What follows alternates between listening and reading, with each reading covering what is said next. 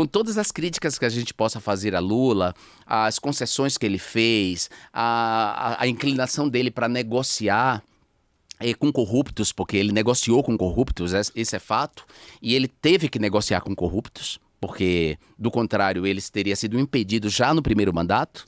Ele contou muito com o apoio de José Sarney, que é um oligarca do Maranhão, que controla uma oligarquia no Maranhão. Ele teve que negociar com outros oligarcas para não perder o mandato, para não ser impedido, né? Então, com toda a crítica que a gente possa fazer a Lula, Lula foi o melhor presidente e continua sendo o melhor presidente que o Brasil já teve. Sobretudo se a gente pensar na perspectiva dos indicadores sociais, claro, né? E do atendimento aos mais pobres. E também Lula foi muito bom para os ricos. Lula enriqueceu muitos banqueiros.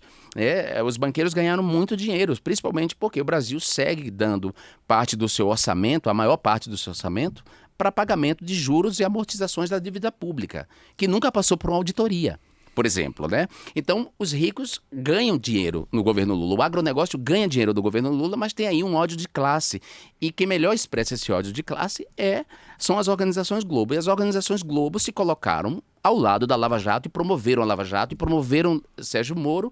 E óbvio que nessa campanha de promoção, essa campanha publicitária em favor, disfarçada de jornalismo, em favor de Sérgio Moro, não iria gostar de um deputado falando contra a essas pessoas, né? Então, eu comecei a perder espaço. O espaço que eu tinha começou a ser tirado. Outros oportunistas de esquerda seguiam tendo espaço. Pessoas como Marcelo Freixo, Luciana Genro, que foram lavajatistas, que defenderam a Lava Jato, que posaram ao lado dos juízes da Lava Jato, seguiam com espaço. E eles seguiam com espaço porque eram oportunistas, antipetistas, né, naquele momento. O PSOL era muito antipetista, com exceção da minha pessoa. Era mesmo. Era muito antipetista, então o PSOL abraçou também a Lava Jato naquele momento. Não eu. Eu me recusei de cara e foi um conflito com o partido, porque eu entendia o que a Lava Jato era. Certo? Era uma questão de tirocínio.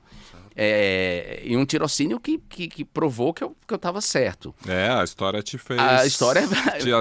te abençoou. A história sempre me abençoa, sempre me redime. Né? E, lamentavelmente, não sou eu que sou premiado.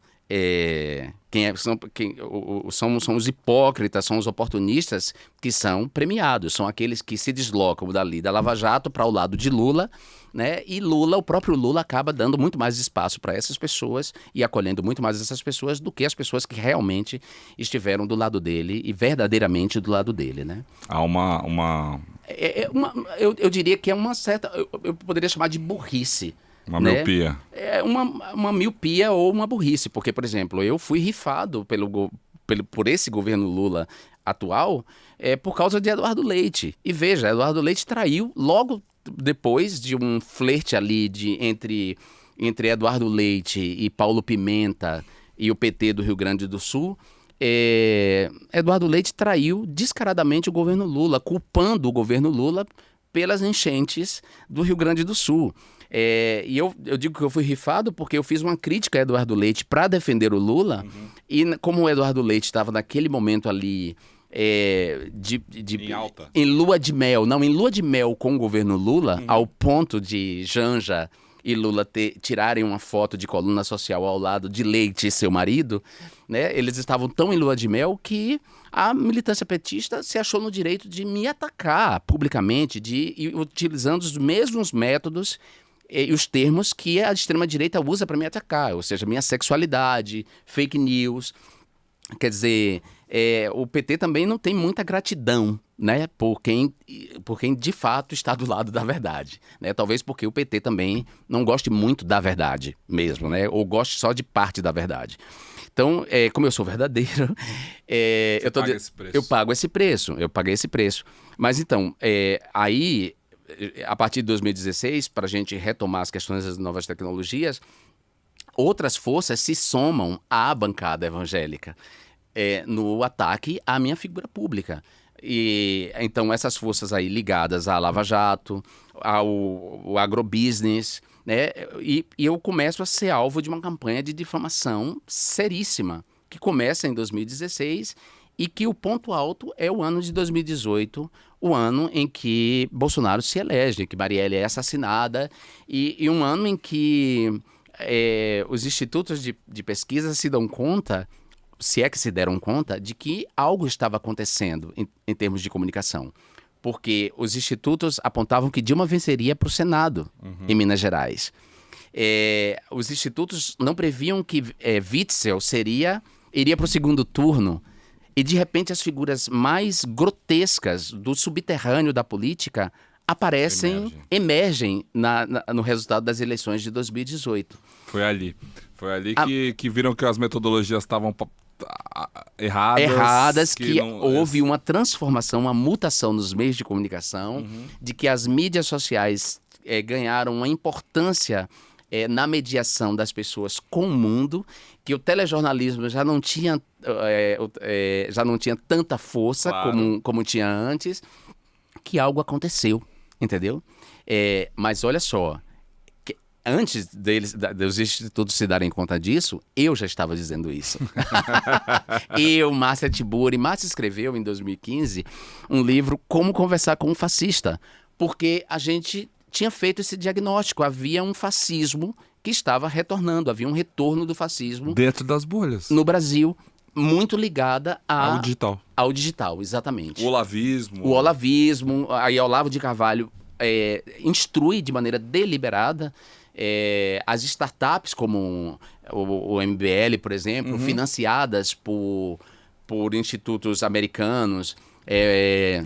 O Tea Party, não é aquela coisa dos Estados Unidos? Aquele movimento Tea Party dos Estados Unidos. Mas o Lehman, por exemplo, botou dinheiro nessas startups juvenis, ultraliberais, e o objetivo era derrubar mesmo uma política de Estado, derrubar a política do Estado do bem-estar social, derrubar uma política, a social-democracia, e, portanto, a ideia de que o Estado tem uma responsabilidade com os mais vulneráveis. Sim. E aí, para que essa política triunfasse, não importavam os métodos. Então, o MBL inaugura o método do assédio deliberado, de encontrar você e fazer vídeos de acosso, né, de assédio, de encontrar você nos lugares. Eles tinham esperar redes. Na saída, eles tinham redes de comunicação via WhatsApp. E eles aprenderam com o pânico. O pânico, digamos assim, aprenderam com o pânico, eu diria, tem uma relação com o pânico. Tem uma relação, não tem? Do método do pânico, certo? Mas assim, era mais grave ainda, porque eles estavam organizados em rede, eles começaram a utilizar os bots, quando a gente não sabia ainda que existiam os robôs, que os comentários não eram necessariamente comentários orgânicos, mas robôs. Eles impulsionaram... Usando tráfego pago, exatamente. Ou seja, a gente foi tomado por um tsunami que a gente não tinha muita consciência disso. E eu fui ganhando consciência porque eu estava no centro dessa desinformação. Eu era o objeto dessa desinformação.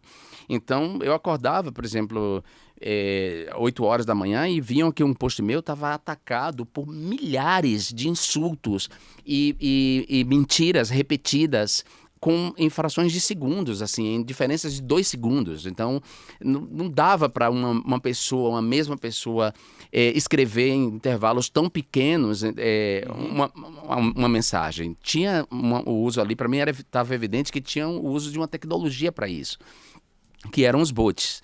Então, 2018 foi o resultado desse processo todo, né? E aí, para a gente retomar nossa conversa, veja, essas mutações nos meios e essa colonização da internet pelas plataformas digitais vão resultar em desestabilização das democracias em diferentes partes do mundo. Porque os donos dessas big techs, dessas plataformas, têm seus próprios interesses. Então, eles decidiram apoiar movimentos políticos que beneficiassem ou que lhes beneficiassem ou que favorecessem suas políticas em relação aos estados. Então, nascem aí o que Pierre Levy vai chamar de estados-plataformas. né, que são as plataformas agindo como estados que estão acima dos estados nacionais, dos estados-nações, e querendo impor aos diferentes estados-nações as suas regras. É o que o Yanis Varoufakis chama de tecnofeudalismo. Aí o né? Varoufakis vai chamar, aí como eu disse, tem muitos diagnósticos, Isso, né? né?